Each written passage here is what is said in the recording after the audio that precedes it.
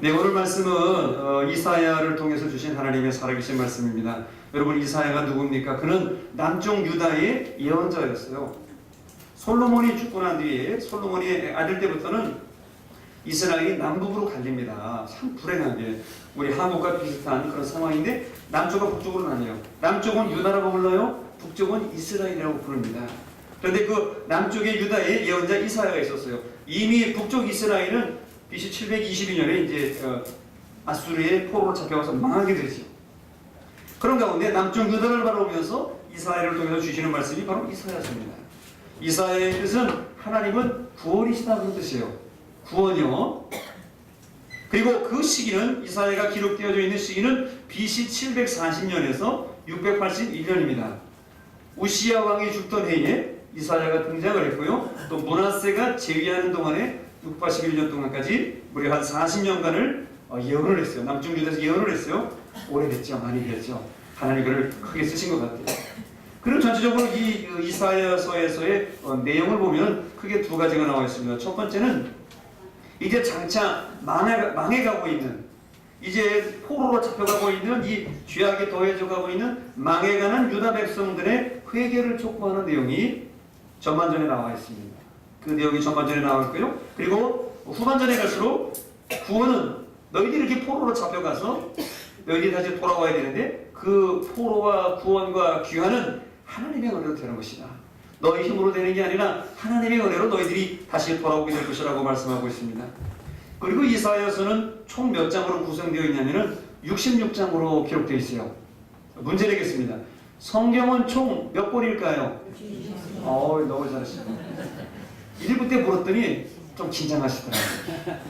3, 9, 27. 구구단은 다 아시죠? 3, 9, 27. 그래서 구약은 39, 신약은 27, 합이 66이에요. 그래서 이렇게 66권인데 이사야도 66장으로 되어 있어요. 그래서 전반전 1장부터 39장은 구약적인 성격을 띠고 하나님의 회개와 심판을 주로 말씀하고 있습니다. 또 40장에서부터 66장까지는 그런 죄인들을 심판하시지만 결국 구원하시고 소망케 하시고 그를 회복시킨다는 구원의 메시지가 담겨 있어요. 근데 1장부터 39장 중에 특별한 메시아의 예언이 나오죠. 이사야 7장 14절에 나오죠. 보라, 처녀가 잉타하여 아들을 낳을 것이요 그 이름을 임마누엘이라고 했어요. 이사야 7장 14절에 반짝이시면서 또 그 어깨는 정세를 비웠고 기묘자라 보사라 이런 말씀도 나오면서도 그런 심판 가운데 희망을 비추시고 후반전에는 구원과 소망의 메시지로 가득 차 있습니다. 그래서 이 이사야를 가리켜서 제5복음이라 그렇게 부르고 있어요. 신약에는 4복음이 있죠. 마태, 마가, 누가, 요한복음이 있습니다. 그런데 이사야서를 가리켜서 제5번째 복음이라고 말합니다. 그럴 정도로 이 구약의 복음의 핵심의 메시지를 담고 있는 예언적인 소망의 말씀이에요. 그래서 오늘 이 말씀이 구원과 소망을 담고 있는 그런 이스라엘 향한 하나님의 마음이라는 것입니다. 근데 이런 하나님의 마음도 모르고 이스라엘이 그때 당시에 남쪽 유다, 북이스라엘이 어떻게 살아갔습니까? 하나님 뜻대로 살지를 못했죠. 성경은 7절에 이렇게 말합니다. 이스라엘이 누구냐? 하나님이 부르신 이스라엘 사람들이 누구냐? 오늘 7절에 말씀하시기를 이스라엘은 하나님의 이름으로 불려지는 자라고 말합니다. 즉 다시 말해서 하나님의 이름을 부르는 사람들로 그들을 부르셨어요. 오늘 저와 여러분들도 하나님의 이름을 부르는 사람으로 부르신 줄로 믿습니다. 다른 걸 부르는 게 아니고 하나님의 이름을 부르고 주님의 이름을 부르고 성령님의 이름을 부르라고 저와 여러분들을 이 시간에 불러주신 거예요. 그런데 저들이 하나님의 이름을 부르지 않았다는 것이죠. 그리고 7절에 말합니다. 이스라엘이 누구냐? 이스라엘은 바로 하나님의 영광을 위하여 창조된 자라고 성경이 말합니다. 하나님의 영광을 위하여 솔리데오 글로리아, 하나님의 영광을 위해서 그렇게 창조되었건만 그들이 하나님의 영광을 위해 살지 못하고 그렇게 살았다는 거예요. 하나님이 그 나라를 만드시고 그 나라를 조성해 주셨는데도 불구하고 그렇게 살았다는 것이죠. 그리고 이스라엘은 누구냐? 오늘 7절 마지막 번에 말씀하시기를 하나님이 빚어서 그들을 만들었다고 말씀하고 있습니다. 그들을 엄마 뱃속에서부터 아버지 뱃속에서부터 나오게 하셔가지고 출생하게 하셔서 그 땅에 살게 하셨고 이스라엘에 거하게 하셨고 그렇게 살게 하셨는데 그들이 그것을 잊어버리고 살았다는 것입니다. 심지어 이스라엘은 그때 당시에 남유다 북이스라엘이 어떤 환경에 처해 있던가? 특별히 남쪽 유다가 이스라엘 백성들이 우상 숭배에 빠졌다고 성경이 말씀하고 있습니다. 오늘 여기 중에도 아마 우상 숭배하는 분들이 좀 있을 거예요. 돈을 사랑하고 성공을 사랑하고 명예를 사랑하고 자식을 사랑하고 또 부모를 사랑하고 남편과 아내를 사랑하고 다른 세상의 모든 명예와 권세를 사랑하려고 한다면 그것은 여러분을 우상 숭배에 빠뜨리는 그런 도전이 됩니다. 하나님보다 더 사랑하는 게 있다면 그건 우상 숭배가 돼요. 여러분, 우상 숭배라는 게 뭐냐? 결국은 사람들이 만들어낸 만몬주의, 물질주의 이것을 숭상하게 되고, 그래서 피조물을 섬기는 것을 바로 우상 숭배라고 말합니다. 그래서 이사야 1장 3절에 하나님께서 우리에게 이렇게 경고하여 말씀합니다. 같이 한번 읽어보겠습니다. 시작.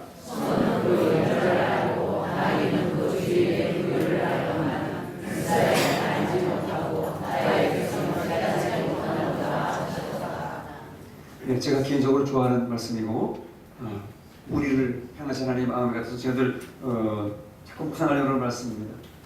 읽어보시면은 하나님께서 뭐라고 말씀하십니까? 요즘 우리 학생들 말로, 요즘 우리 세대 말로 하나님께서 돌 직구를 알리셨어요. 우리들에게. 뭐예요? 소는 그 인자를 알고 나귀는 그 주인의 부유를 알건만은 이스라엘은 알지 못하고 나의 백성은 하나님의 뜻을 깨닫지 못하는 거죠. 뒤집어 말합니다. 이 소만도 못한, 이 나귀 모아도 못한 이런 미움과 니은아 이렇게 말씀하시는 뜻이 우리에게 들립니다. 소도 그 임자를 안다는 거예요. 혹시 옛날에 소 부려보신 분 있습니까? 소도요 아무나 말한다고 가는 건 아니에요. 그 사람들이 억양과 이게 오랜 동안 내공이 쌓여가지고 이리야 뭐 가자 이리야 뭐 서라 마라 이래 해야 그 소가 가지, 우리가 무조건 줄잡고 때리면서 이래야 간다고 안 가더라고요. 왜? 소도 고집이 있거든요. 자기 주인 아닌 사람이 부리면 안 가요. 그런데 이 이스라엘 사람들이 소가 그 인자를 알아보도 불구하고 이 이스라엘 사람들이 그 주인을 알아보지, 하나님을 알아보지 못하는 거예요. 나귀가 어디서 오는지 구유를 알지 못하고 하나님을 알지 못하고 깨닫지 못하는 우상 숭배에 빠지고 피조물을 섬기는 그런 사람들이 되었다는 것입니다. 오늘 저와 여러분들도 하나님보다 더 사랑하는 것이 있다면, 주님 믿는 것보다 더 애착을 갖고 있는 것이 있다면 그것도 우상 숭배에 빠질 가능성이 있으니까 오직 하나님 중심으로 사는 저와 여러분들 되시기를 바랍니다. 두 번째로 이스라엘이 어떻게 되었는가? 그들이 결국 교만해졌습니다. 교만해졌는데 어떻게 교만해졌냐면은 먹고 살만하니까 이제는 군대를 의지했어요. 군대가 자기 나라를 지켜준다는 거죠. 그래서 성을 열심히 쌓았어요. 솔로몬 같은 경우에는 뭐 금방패 600개, 아니 반패 반패 금방패 600개를 만들 필요는 뭐 있어요. 은반패가 뭐 몇백 개는 지금. 나중에 결국 그 금방패 다 뺏깁니다. 그게 없어서 나중에 동으로 만들어요. 동으로 열심히 닦아가지고 금처럼 해가지고 동을 닦으면 금처럼 비슷하잖아요. 열심히 동으로 만들어가지고 이렇게 세워놓게 됩니다. 하나님 나중에 이런 거 다 흩어버리시고 다 다른 나라로 다 그냥 뭐 흩어져 버리게 만드시죠. 근데 그들이 교만해졌는데 군대를 의지하는 거예요. 세상을 의지하는 거예요. 힘과 권력을 의지하는 거예요. 이사야 2장 22절에 성경이 이렇게 말씀합니다. 또 같이 한번 보겠습니다. 시작.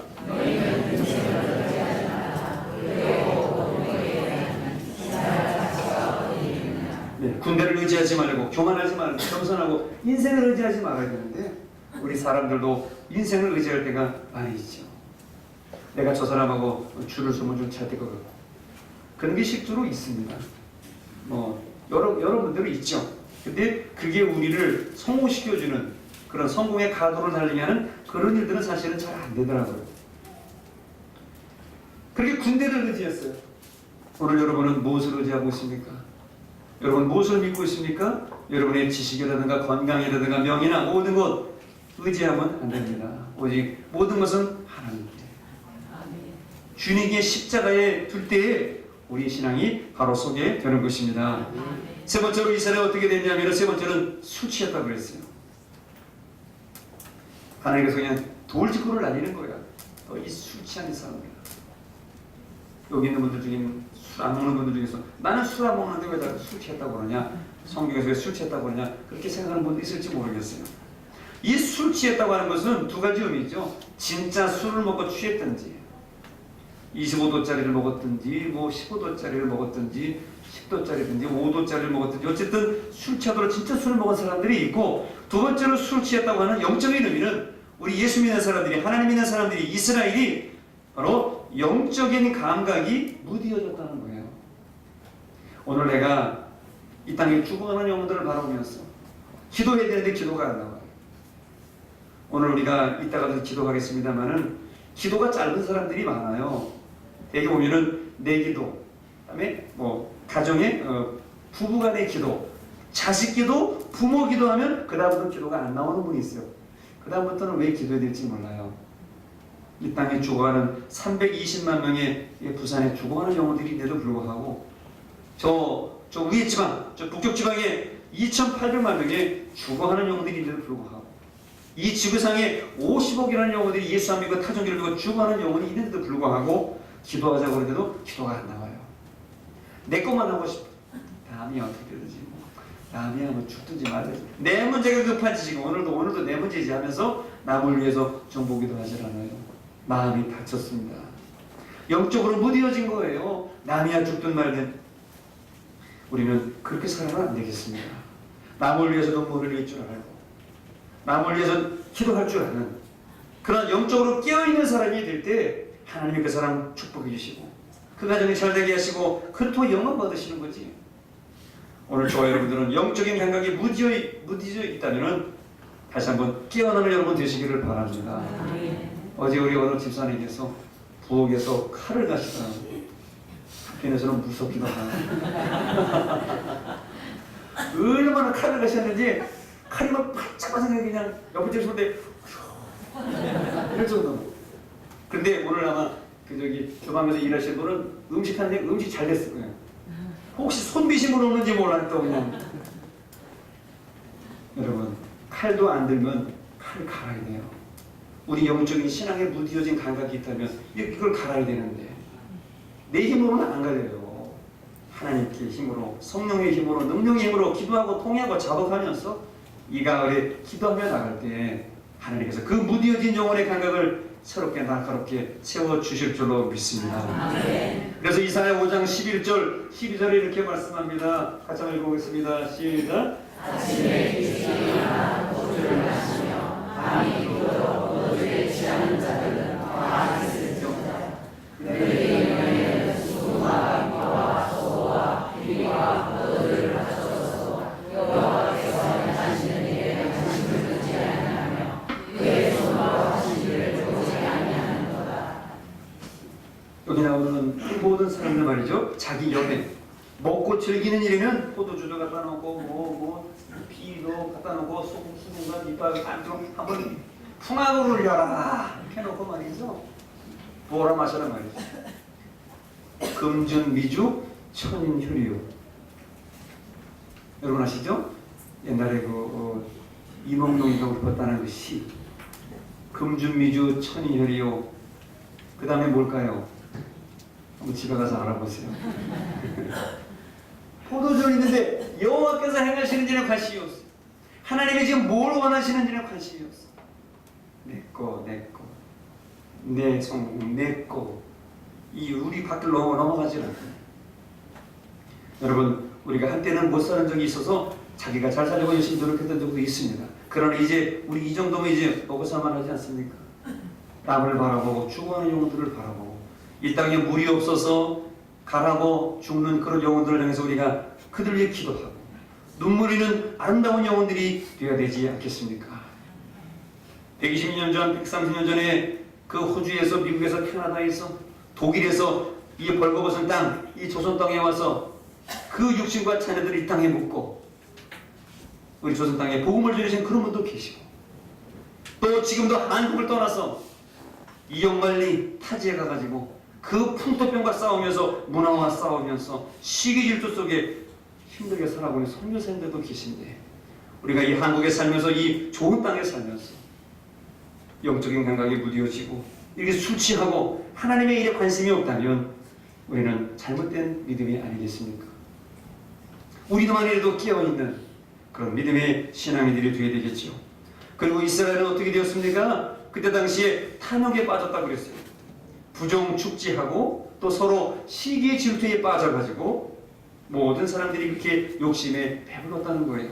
그래서 이사야 1장 23절에 성경이 이렇게 말씀합니다. 같이 한번 읽어보겠습니다. 시작. 내 원한들은 명하여 도두와 사랑하며 하나님의 물을 사랑하며 예물을 구하며 와를 위하여 심판하지 아니하며 과부의 성물을 수리하지 아니하는도다.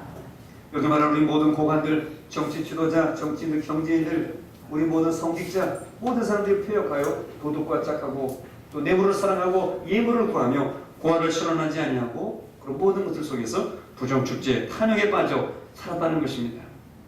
오늘도 저와 여러분들 여기 나와 있지만 오늘 하나님 앞에서 우리의 심령을 한번 돌아보시길 바랍니다. 주를 위해서 우리의 시간을 아낌없이 드리겠습니까? 주를 위해서 우리의 물질을, 우리의 건강을, 우리의 능력을 우리가 아낌없이 드릴 수가 있겠습니까? 오늘 아침에 교회에 들어오면서 제가 이제 차를 타고 이제 들어오는데 어떤 분이 이제 앞에 가면서 이렇게 소형차를 타시고 이렇게 턱받이, 횡단보도 앞에 턱받이 이렇게 이제 한 2번 정도 쓰시더라고요. 그래서 당연히 횡단보도 앞이고 턱받이니까 서야 되겠죠. 그런데 아침이라 그런지 몰라도 너무 잘 서는 거예요. 그런 거 있잖아요. 여기 느낌도에. 요새 그 모습 보면서 제 자신을 봤어요. 물론 제가 오늘 이 시간에도 소형차를 타고 계신 그분을 여러 가지로 폄훼하거나 그럴 만한 뜻이 아니고 오늘 우리들이 무엇을 정말 아끼고 있고 무엇을 그렇게 하나님께서 막 아끼면서 하고 있는지 그런 것을 말씀드리려고 하는 겁니다. 오해가 없으시길 바랍니다. 여러분, 오늘 우리들이 타고 있는 차, 우리의 시간, 물질, 건강, 여러분의 능력과 지혜와 이 모든 것 누구 겁니까? 사실 하나님이 주신 거고 하나님 용으로 써야 되는데 너무나 아끼고 있는 우리들의 모습은 아닌지, 저와 여러분들이 이제는 남은 인생은 정말 사도 바울의 고백과 같이 살아도 주를 위해서 죽어도 주를 위해서 죽는 아름다운 인생. 제가 어제 서재에서 사무실에서 선교사님의 책을 읽으면서 선교사님 책 속에도 본인이 그러겠습니다만 인생의 나그네가 더덥다는 것을 썼어요. 그 선교사님이 저보다 1살 적으신 것 같아요. 그 선교사님이 이스라엘에서 11년을 살았습니다. 그래서 너무 아프고 힘들어서 결국 이제 컴백하고 해서 한국에 다시 들어오셨어요. 그런데 그 선교사님이, 남자 선교사님이 뇌출혈로 쓰러졌습니다. 그리고 여자 선교사님 사모님이 암으로 병원에서 수술받았습니다. 저보다 젊으신데 말이죠. 물론 비슷하지만 그걸 보면서 우리들이 이 아끼는 챙기는 건강, 자꾸자꾸 쌓아두는 우리의 모든 것들이 이거 누구 좋으라고 하는 것이, 그리고 누구 위해서 쓰자고 하는 것이 하나님 보시되고 아무것도 아닌 것 같은데. 그래서 오늘 저와 여러분들도 아낌없이 주를 위해서 드리시는 분들이 되시기를 바랍니다. 저도 요즘에 머리가 자꾸 빠져가지고 머리 안 빠지는 샴푸를 쓰고 싶은 생각도 들기도 하고. 여러분, 우리의 모든 것 다 하나님 건데 하나님 원하시면 드려야 될 건데 우리 모두 아까운 이런 사람들이 되지 말고 탐욕에 빠져서 시기질투에 빠져서 주를 몰라보는 그런 사람들 되지 않는 저와 여러분들의 남은 인생이 되시기를 축원합니다. 기왕이면 믿어도 주님의 교회 우리 모든 성도들은 천국 가서 하나님께 면류관 받는 성도들, 또 성도들을 신앙생활 잘하도록 열심히 도와줬기 때문에 목사도 천국 가서 칭찬 듣는 목사와 성도들 되시기를 축원합니다. 잘 믿어서 하나님께 나가서 정말 생명을 의미를 받아야지. 그냥 뭐가 나왔냐고 주님께 책망드릴까봐 두려운 것도 사실입니다. 이런 탐욕과 술 취함과 교만과 우상숭배에 빠진 이스라엘을 하나님께서 어떻게 하시는 겁니까? 결국 책망하시고 내가 너희를 이제는 벌해야 되겠다는 것입니다. 무엇입니까? 이제 바벨론에 멸망시키고 포로로 끌려가도록 만드시겠다는 것입니다. 그런데 지금은 아니에요. 근데 지금 그렇게 포로로 끌려가도록 지금 되어 있어요. 그들이 이사야가 BC 740년경에 예언을 했으니까 앞으로 150년 뒤에 그들이 완전히 바벨론의 포로로 잡혀가게 될 것이라는 겁니다. 내가 너희를 심판하겠다는 것이죠. 지금 이스라엘은 어떤 상황입니까? 점점 비참하고 혼란한 상황 속으로 빠져 들어가고 있습니다. 절망적인 상황 속으로 들어가고 있습니다. 마치 사사기 시대와 같이 왕이 없어서 자기 소견에 오른 대로 하면은 그러한 겁없는 사람들, 하나님 앞에서 겁없는 그런 신앙생활을 하고 있는 사람들처럼 그렇게 살아가고 있다는 것이죠. 그런데 하나님께서 이렇게 너희들이 150년 후에 바벨론의 포로로 잡혀가고 너희들이 비참한 인생의 추하게 되겠지만은, 그러나 하나님은 그것으로 끝나는 게 아니라 하나님께서는 이사야를 통해서 약속해 주셨습니다. 하나님의 약속하시기를 너희는 두려워하지 말라. 150년 뒤에 너희가 포로로 잡혀가고 너희 집과 전토를 잃어버리고 너희 가족을 잃어버리고 멸시전대를 받고 그렇게 포로 생활한다고 할지라도 너희는 두려워하지 말라. 왜? 내가 너희를 구원할 것이기 때문에. 너는 내 것이기 때문에 내가 구원할 것이기 때문에 두려워하지 말라고 하나님은 오늘 이렇게 약속해서 말씀하고 있습니다. 이런 거 보면은 우리 하나님은 참 좋으신 하나님. 때리고 싸매주시고 울으시고. 우리 옛날에도 우리 부모님들이 그런 일 많이 있었죠. 그 전에 속상하지 말아가지고 이 못된 것을 집 나가라, 호적에서 파버린다, 할 게 없어서 남의 사람하고 연애질을 해, 이런 못된 니은아 나가 뭐해라. 그런 아버지들이 불효를 내리면서 지팡이 들고 쫓아와가지고 그런 일들이 있었어요. 옛날에 조금씩 있었어요. 나가서 죽으라고 그랬어요. 그러나 그 아버지의 마음은 뭐죠? 그 딸이 정말 죽기를 바라는 거예요? 그 딸이 정말 연애한다고 호적 파가가지고 이런 못된 것이라고 친정이나 얼씬도 하지 마라, 그런 마음으로 아버지가 그거 하는 말입니까? 그 엄마가 속상해서 하는 소리, 내가 딸과 아들을 이렇게 간수하지 못했나, 그런 책임감에 아쉬워서 하는 소리지, 그 집 나가서 죽으라는 얘기, 나가서 미치라는 소리 아니에요. 집에 오지 말라는 소리가 아니에요. 마찬가지로 우리 하나님께서 150년 뒤에 내가 너희를 심판하여 바벨론의 포로로 잡혀간 남과 북이 다 잡혀가겠지만은, 이 땅에 남는 사람이 없겠지만은, 그러나 너희는 그런 상황 속에서라도 두려워하지 말고 낙심치 말아라. 내가 너희를 구원할 것이라고 말씀하고 있습니다. 어떻게 하나님께서 구체적으로 구원하십니까? 오늘 2절 말씀해 보니까 물과 강과 불 가운데서 내가 너희를 건질 것이라고 말씀하고 있습니다.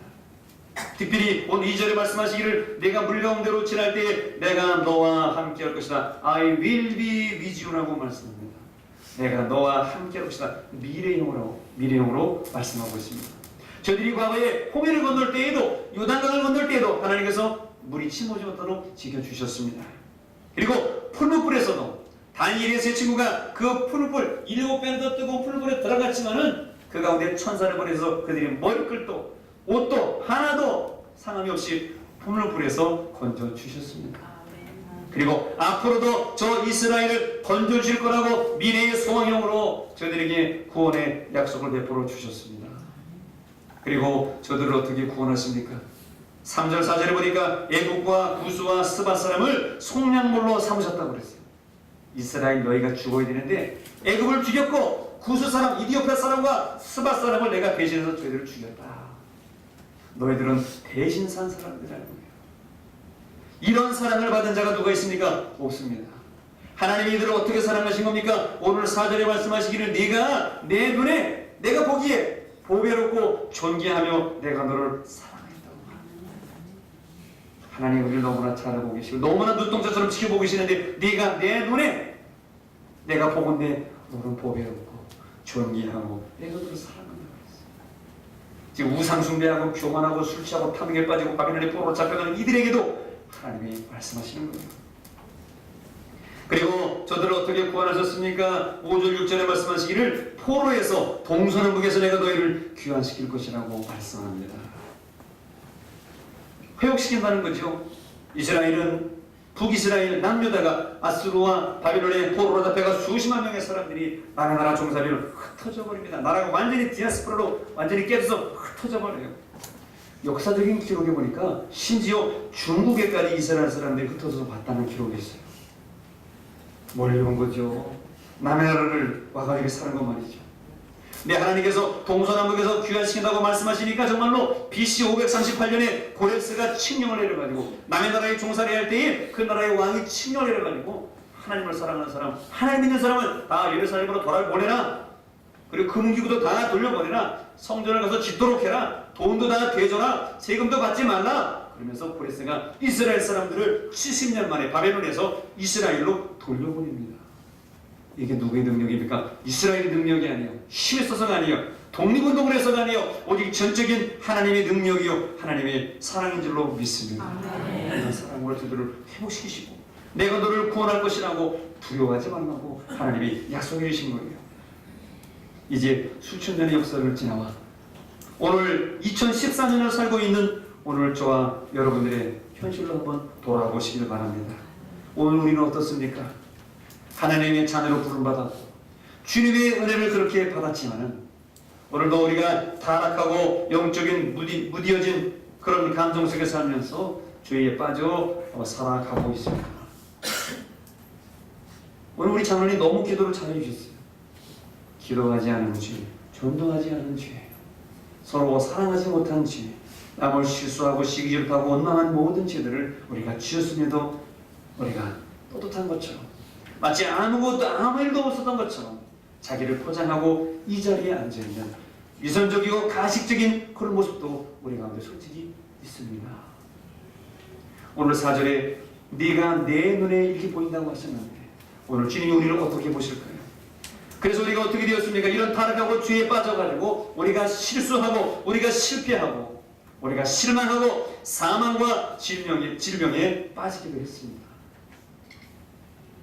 오늘 이런 실망과 사망과 저주와 질병 속에 오늘 이렇게 빠져있는 주인들에게 오늘 우리는 어떻게 해야 되겠습니까? 오늘 저와 여러분들이 하나님의 약속을 믿고 그 약속을 기억해야 될 줄로 믿습니다.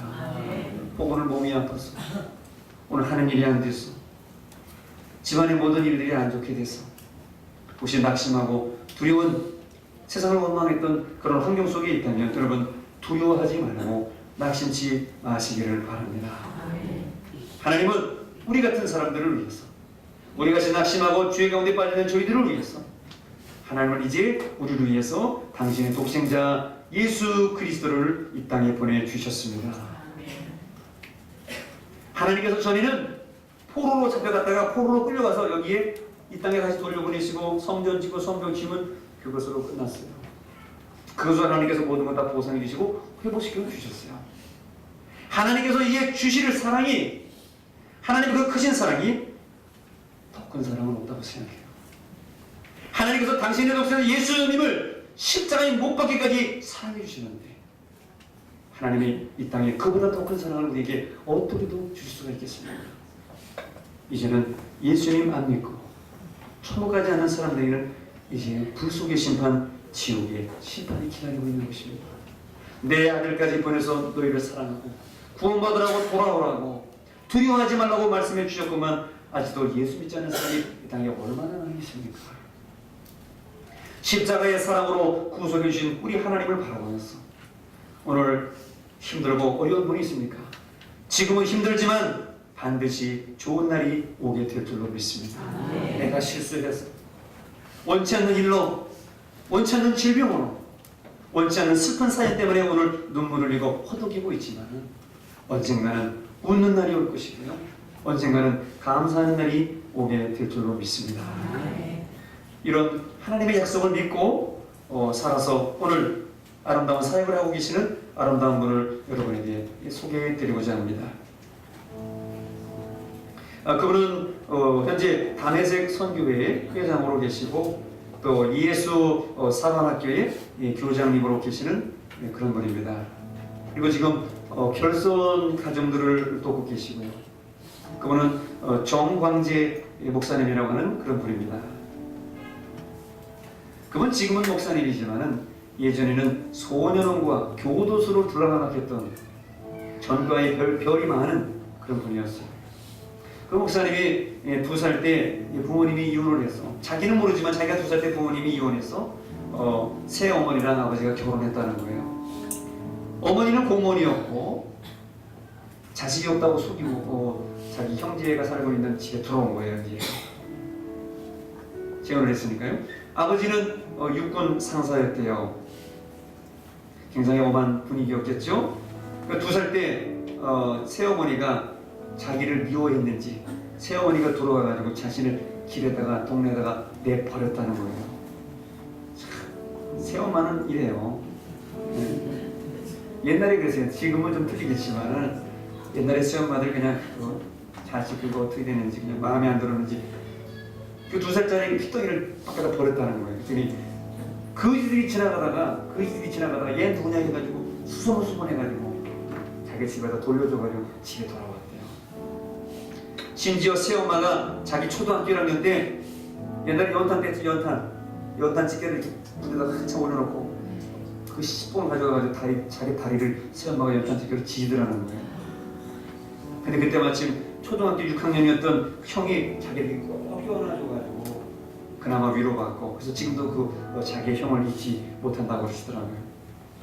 그때 당시에 아버지가 재혼을 했는데 아마 자기 그 본부인을 잊지 못하고 또 여러모로 힘들어서 아버지가 12시 이전에 들어오질 않았대요. 그러다 보니까 또 아버지는 바람 피운 것 같고, 그래서 이 새엄마가 자기에게 말하자면 자기 남편 자식 여기 아들에게 몰살하게 불었다, 그렇게 보더라고요. 그때 당시 새엄마는 남묘 호랑개표라는 그런 종교를 믿었고, 그때 뭐 다 어려웠으니까 마땅한 살림살이도 없고 먹고 살기 힘들어서 마침 큰 집에 큰 댁에 양자로 보내줬대요. 자기가 큰 집에 양자로 보내줬는데 큰 집도 어렵기로 마찬가지예요. 옛날에는 참 먹고 살기 힘든 그런 시절이 않습니까? 큰 집에 양자로 보내줬는데, 근데 마침 큰엄마가 고아원에 일자리가 생겨가지고 큰엄마가 고아원에 일하게 되는 바람에 자기도 고아원 생활을 했다는 거지. 그때가 초등학교 2학년 때라고 합니다. 그리고 그 초등학교 2학년 때에 처음으로 고아원에서 교회를 접하게 됐고, 그리고 나서 이제 교회를 다니게 되었다는 거예요. 처음에는 교회를 잘 나갔답니다. 헌금도 주고 그러니까. 나중에는 깨가 나고 헌금 20원 주면 10원짜리 사 먹고, 나중에는 20원 다 사 먹고, 나중에는 바늘도 소도둑 된다고 나중에는 교회에서 헌금 주민에서 헌금을 훔치기도 했대요. 참 낯뜨거운 도둑이죠. 교회에서 헌금을 도둑질했어요. 선생님이 누구냐고 누가 들킨 거예요. 네, 자기의 담임 선생님, 교회 담임 선생님이 여자였대요. 근데 그 여자 선생님이 광재 제가 책임지겠다고 그래서 광재 기도하면서 껴안아줘서 선생님이 눈물로 기도를 해주더래요.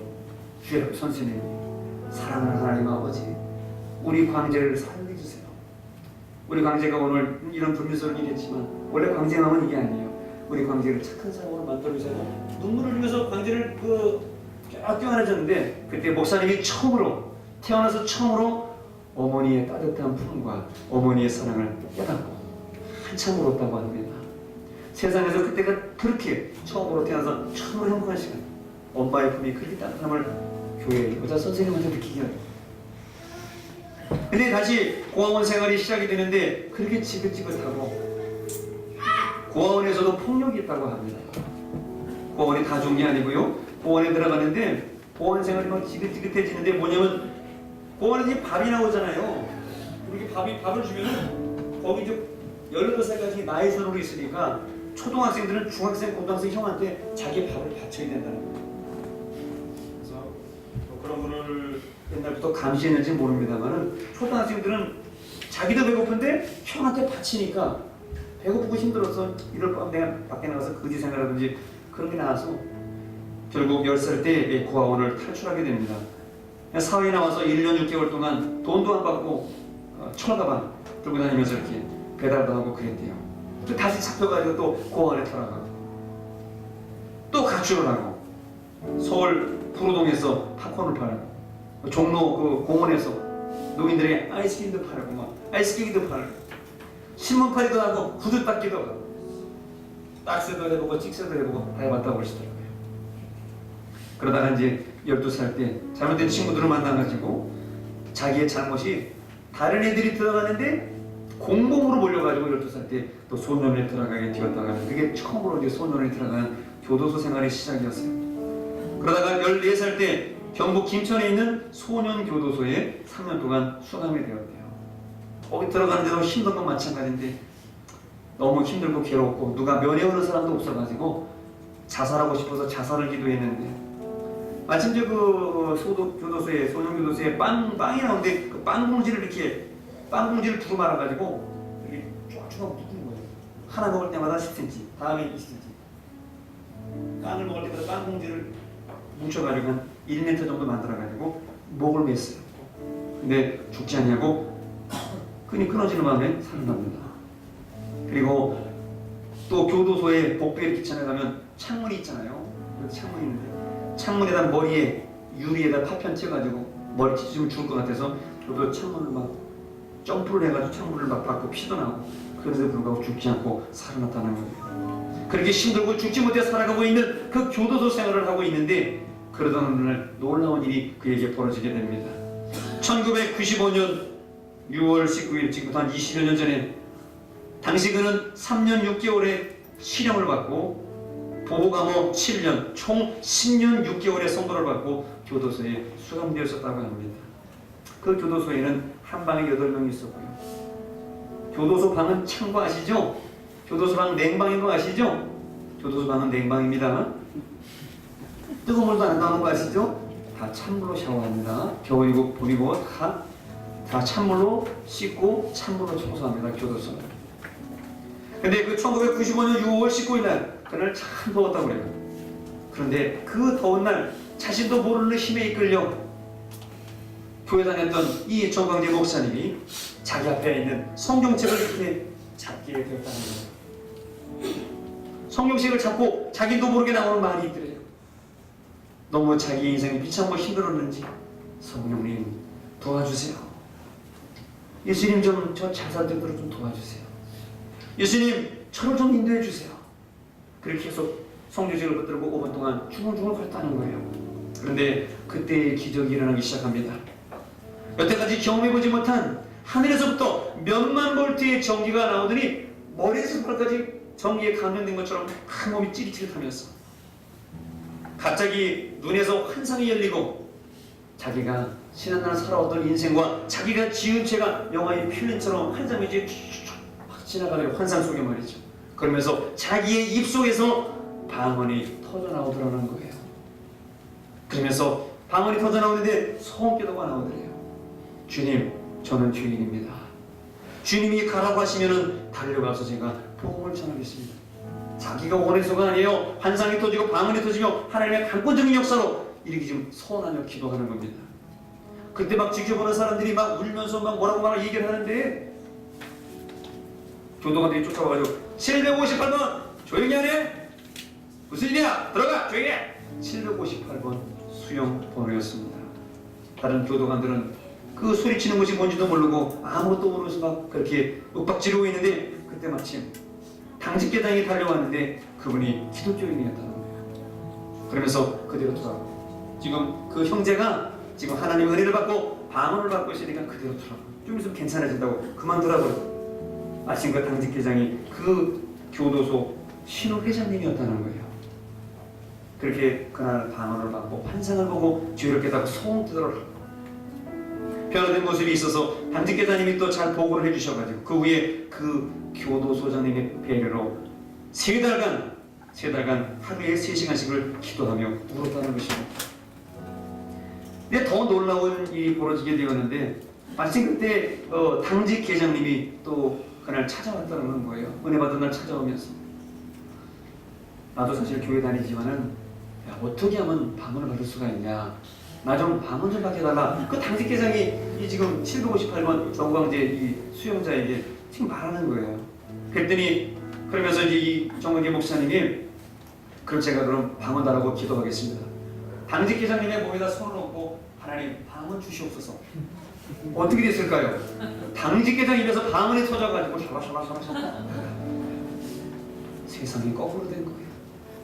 그 차디찬 방에서 죄수는 방언을 받고 환상을 보고 비전을 보고 소원 깨달아.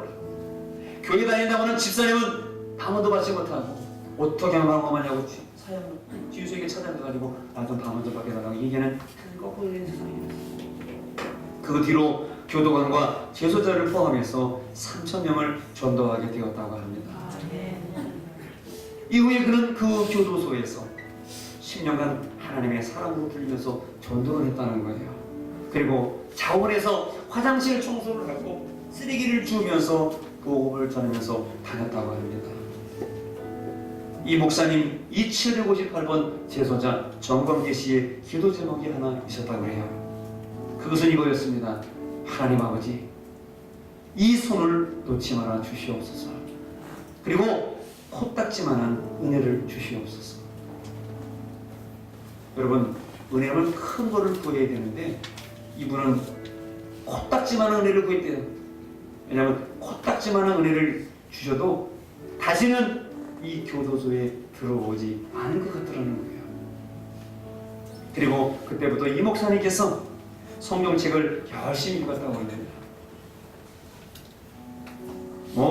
사실 성경책 읽기 전에 예전에 이분이 어떻게 했냐면은 담배를 피웠대요. 담배를 어떻게 피우냐? 성경책 있잖아요. 푹 찢어가지고 찬송가 푹 찢어가지고 이게 또 그 교도소에서 이게 성경책 찢어가지고 담배만 하나 피우면 그렇게 좋다니 이게 또 그랬어요. 그렇게 잘 말리는데 이게 옛날에 성경 찢어서 담배 피우던 사람이 찬송가 뜨다가 참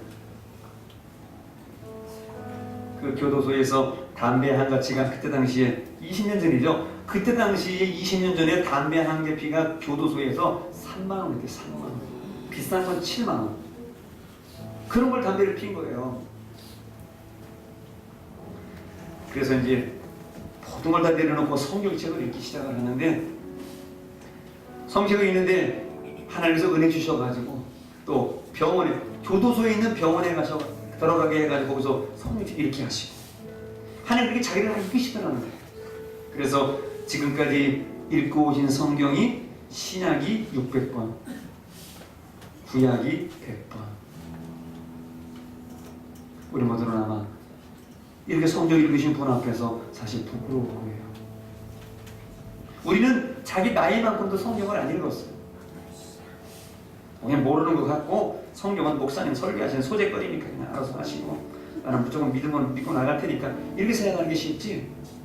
그래서 성경을 탐독하거나 연구하거나 읽는 그런 분들은 생각보다 많이 없더라. 그분 성경책을 제가 봤는데 저도 좀 떨어진 편입니다. 지금 조금 떨어져 보이죠, 그죠? 이것만 아무것도 아니지만은 그분 성경책을 보니까 지금 13번째 성경책을 읽고 있대요. 어떤 분들은 이 성경책을 아주 평생의 감으로 알고 읽지도 않아. 그냥 그대로 가져갔다가 그대로 놓고 하나님 말씀을 공경해도 어떻게 물론 공경하는 건 좋은데 여러분이 성경을 많이 읽어서 떨어지면 새로 사고 떨어지면 새로 사고 이래야지. 이거 자랑 아닙니다. 공부 잘하는 학생은 책에 닳고 사전이 까맣게 있어요. 600번, 100번을 읽고 그리고 이제 포워드 교도소 안에서 공부를 하고 이제 하나님께서 내가 무슨 일 할 수 있으니까 다짐을 하는데 검정고시를 공부하게 됩니다. 그래서 대입검정고시, 고입검정고시, 대입검정 보고 대학을 다니게 됩니다. 그리고 거기서 나오셔가지고 주를 위해서 이제 신학교를 들어가셔서 신학교를 졸업하시고 또 목사님이 되세요. 목사님 되시고 또 미국 유학까지 마치게 됩니다. 그리고 지금 신학교의 교수님으로 재직하고 계시고 그 제소자, 그 죽지를 가고 있던 그 제소자, 연탄집게로 지짐을 당했던 그 제소자, 죽지 못해 살았던 그 제소자가 하나님 성령책을 붙잡고 기도할 때에 하나님이 그를 만나주시고 변화시켜 주신 겁니다. 그래서 지금은 교도소 선교를 가서 자기만큼 죽기를 사모하고 지금 그 어머의 삶이 돼가지고 그런 사람들에게 복음을 전하면서 경목으로 수하고 계시고요. 또 예수사관학교라고 하는 그런 특별한 단체를 운영하고 계시더라고요. 특별히 예수사관학교는 개척교회 목사님들을 돕고 있는 그런 훈련이고 영성 훈련입니다. 그러면서 결성과정을 지금도 열심히 돕고 계시더라고요. 자기가 어려서 결성과정에서 자라봤기 때문에 돈 없이 엄마 없이 그런 결손된 가정 속에서 자라는 우리 모든 학생들을 교육하고 있습니다. 목사님은 지금도 고백합니다. 하나님은 내가 교도소에 있을 때 차디찬 바닥에서도 나를 만나 주셨다. 여러분, 교도소의 차디찬 바닥에서도 하나님은 찾아와서 만나주시고 방언을 주시고 은혜를 주시고 그를 변화시켜 주시는데, 넓은 집에서 좋은 집에 살면서 호화로운 집에 살면서 따뜻한 방에 살면서 여러분 하나님 만나지 못한다면 누구 책임이겠습니까? 목사님 고백해요. 나를 차디찬 바닥에서 만나주신 그 하나님의 은혜와 약속을 생각합니다. 오늘 저는 오늘도 전도와 선교와 이 땅에 지쳐있는 목회자들과 사모님들과 결성가정 우리 상처받은 학생들을 섬기며 오늘도 나아갑니다. 그렇게 목사님 고백하고 있습니다. 사랑하는 성도 여러분, 오늘 여러분은 어떠한 형편, 오늘 여러분의 어려운 일은 무엇입니까? 여러분을 힘들게 하고 여러분을 절망하게 만드는 바닥으로 여러분을 나락으로 떨어뜨린 그런 상황과 문제는 무엇입니까? 지금 앞이 보이지 않습니까? 너무나 힘들고 어려워서 너무나 비참한 상황으로밖에 말이 안 나와서 표현할 수 없는 그런 상황 가운데 있습니까? 내가 실수했든지 하나님이 주는 시험이든지 마귀가 주는 시험이든지 어쨌든 힘들고 어려운 속에 있다고 할지라도 오늘 여러분의 눈을 들어 하늘을 바라보시기를 바랍니다. 또 여러분의 마음을 열어 하나님의 약속을 들으시기 바랍니다. 아까도 말씀드렸지만 이런 못된 거사 꼬적을 까버리고 집 나갈 그런 게 아버지의 마음이 아니죠. 그게 진정한 엄마의 마음이 아니죠. 오늘 150년 뒤에 우상숭배로 결국 남의 나라 종살이 자기 본토가 있는 친정을 떠나서 포로로 잡혀갈 이 하나님의 자녀 유다 백성 이스라엘 사람들을 바라보면서 너희가 포로로 잡혀갈지라도 두려워하지 마라, 놀라지 말라, 내가 너를 구원할 것이다. 내가 물 가운데로 지날 때에, 내가 불 가운데로 지날 때에, 내가 강을 건널 때에 물이 너를 침몰하지 못할 것이다. 내가 너를 비록 멀리 떠나버리지만 그러나 너희는 다시 동서남북에서 이 예루살렘으로 다시 돌아오게 될 것이다. 지금은 힘들고 어렵지만은 언젠가는 웃을 날이 오게 될 것이다. 지금은 사람들에게 나서기 힘들고 조용히 일도 일을 드리고 가고 조용히 새벽에도 하고 가지만 언젠가는 다른 사람들 앞에 서서 하나님이 나와 함께 하셨고 하나님 나를 살리신 것을 간증하는 날이 오게 될 것이다. 사랑하는 성도 여러분, 오늘 이 하나님의 약속을 믿고 힘들고 어려운 거 참으시길 바랍니다. 아까 말씀드린 우리 선교사님도 그렇게 11년 동안 열심히 선교하셨지만 본인 대출이요 사모님은 저도 모르겠어요. 여러분들도 모르겠어요. 힘들고 어려운 인생의 위기와 나락 속에 떨어졌다고 할지라도 좌절하거나 포기하지 말고 남은 인생 하나님의 영광을 위해서 내가 너와 함께합니다. 내가 너를 구원할 것이다. 두려워하지 말라는 이 약속을 믿고 믿음으로 일어서서 승리하는 우리 모든 성도들 다 되시기를 우리 주님의 이름으로 간절히 축원합니다.